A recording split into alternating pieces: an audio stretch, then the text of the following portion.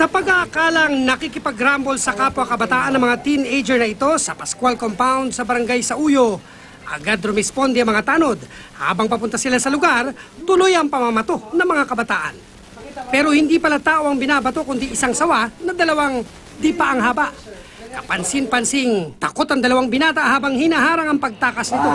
Yun! Kita mo? At sa tuwing binabato, makikita ang pagtuklaw ng sawa. Kumapalag nga po siya, inipit na po yung ulo. Ilang beses pa nga po ako muntik matuklaw. Pumulupot pa nga sabi, binitawang ko uli.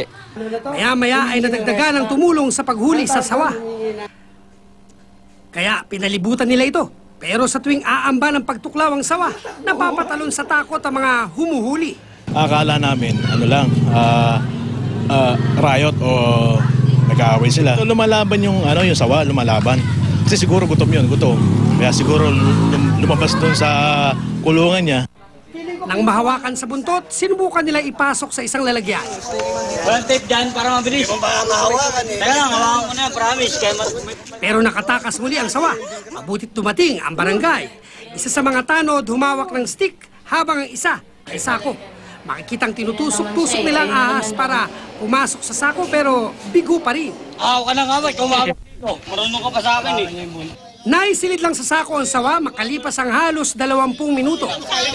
Sige. Huwag mo maigi, huwag bitawan. 3. Sakay sinakay sa tricycle papuntang Barangay Hall.